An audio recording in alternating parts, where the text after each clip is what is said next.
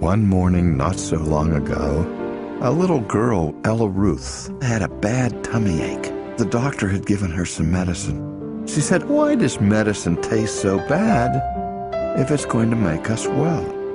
Well, her father said, "That's a question you should ask Grandpa.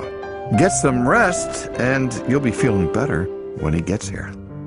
So Ella took a nap and woke up when Grandpa arrived. He asked her how she was feeling. She looked up at him and said, "Grandpa, why is my medicine so yucky if it's going to make me well?" Grandpa looked thoughtful. Some things that look or taste or smell wonderful are really awful. But sometimes things that seem terrible are actually very good. I even remember a story in which both of these strange things were true. Would you like to hear it? "Oh, yes," Ella said. So Grandpa sat down and Ella snuggled up close beside him. Grandpa began, "Once upon a time, there was a great king. He was called the King of Life because he had the power to make anything, even living things like plants and animals and people. The king made a beautiful park filled with trees, streams, lakes, and meadows. And every day the king came to the park and visited the people he had made. They were very happy as they walked together in the beauty of the park. In the center of the park, the king placed a fountain, and up bubbled beautiful water that looked cool and sweet. But the king told his people, 'You may drink from all the streams in the park, but you may not drink from this fountain. The water in this fountain will harm you.' At first, they didn't even go close to the fountain, but they wondered why he didn't want them to drink the water. One day, a stranger in a long black cloak appeared in the park. He told the people that the water in the fountain wasn't bad at all. He said that if they would try it, it would make them as great as the king himself. By now, the people were very curious about the water. Didn't seem fair that the king wouldn't let them drink from the fountain. The stranger filled a cup with the water and gave it to the people, and they drank it. But a terrible thing happened when the people drank the water. Their hearts turned to stone. After that, they no longer felt any love for their king. They didn't even want to be with him anymore. Instead, they built the city of man. The King of Life knew that because of the people's terrible violation of his command, he would be justified in destroying their city. But the king still loved his people. The king was very wise and had known that the people would drink from the fountain, and he already had a plan to help them. He went to his son and said to him, "I want you to help heal our subjects." Ella stopped Grandpa and asked, "What did the king want the prince to do?" "Oh, it was an awful task," Grandpa said. "The king gave the prince a golden cup and told him to go to the city of man. There the prince would find another fountain, but this fountain was not filled with sweet water. It was filled with terrible poison, made up of the king's anger over the people's disobedience. One drop of the poison would kill a strong man. The king told the prince to drink a whole cupful. If the prince would do that, his subjects would be healed and could come back to the park." Now the prince loved his father and his people, and even though his mission sounded very hard, he was determined to fulfill it. So he started on a journey to the city of man, and several of his friends went with him. On the way to the city, the prince stopped by a pond. The prince stared into the water, which was beautiful, calm, and blue. But as he continued to gaze into the water, in his mind, he saw a large cup, and he knew that it was the cup of poison that his father had commanded him to drink. The prince closed his eyes to get the picture of the awful cup out of his mind. For a moment, he thought about turning back, but he remembered his father's order. He had to go to the city of man. That was where the poison was. When the prince and his friends arrived in the city, they saw that it was a terrible place. Many of the homes were broken down and the people were unfriendly and suspicious. Somebody recognized the prince as the son of the king of life. And because they no longer loved the king, the people began to treat the prince quite badly. They shouted curses at him, they spat at him, and they taunted him. Some even tossed stones at him as he passed. The prince trembled in fear and began to sweat. He loved his father, but he couldn't help wondering if there's some other way for the people to be healed. He thought about the golden cup he was carrying, and he said to himself, "I wish that I didn't have to drink from this cup."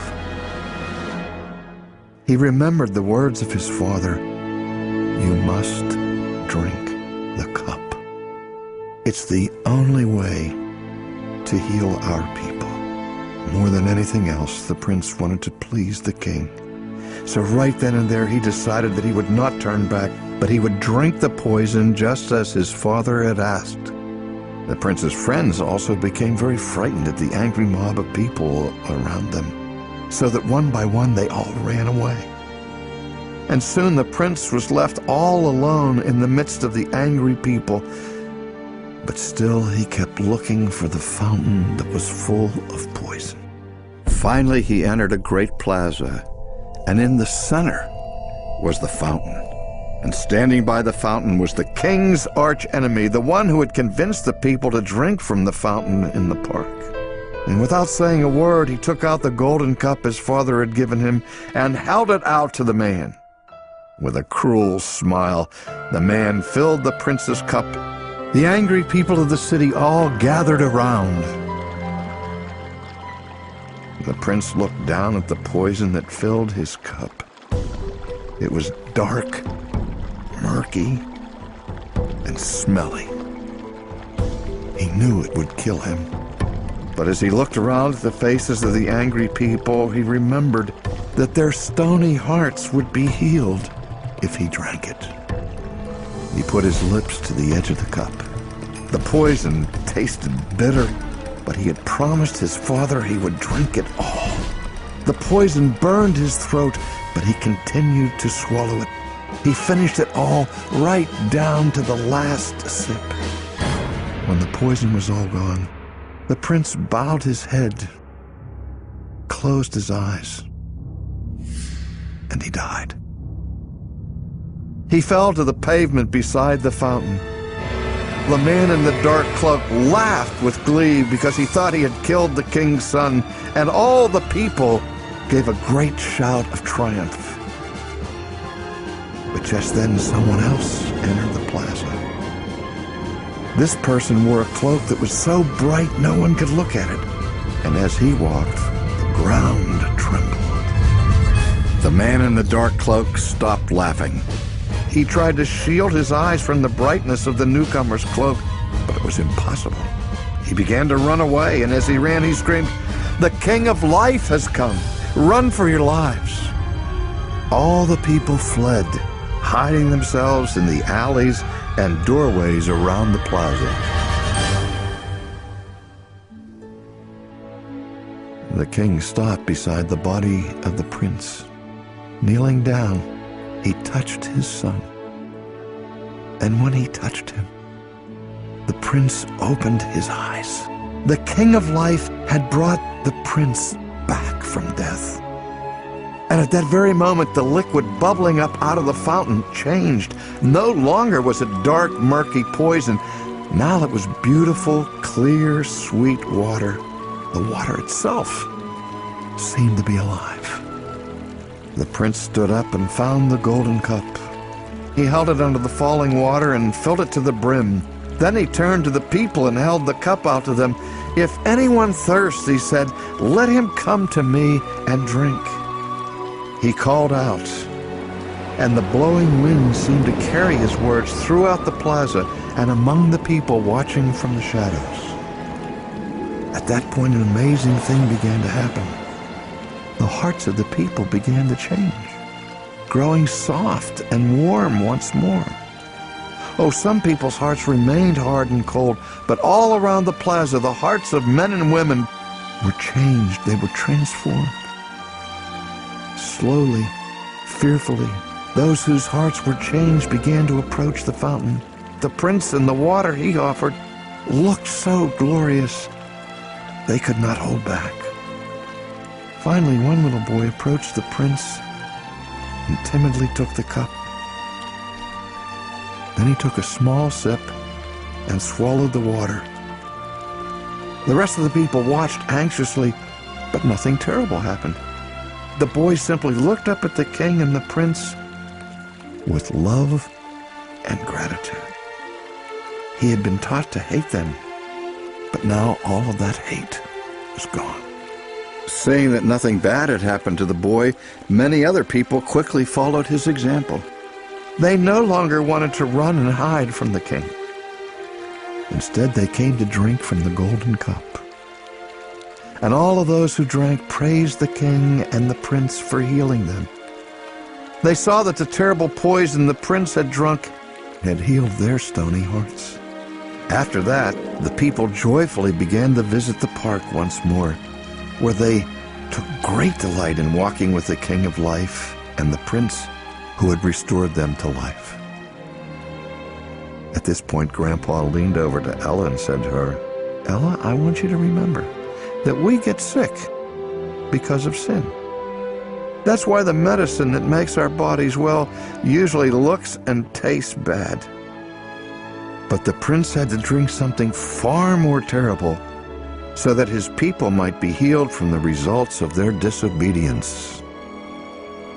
So each time you have to take bitter medicine, I want you to remember the story of the prince's poison cup."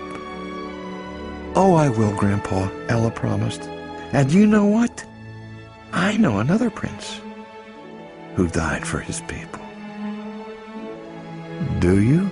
Grandpa asked with a twinkle in his eye.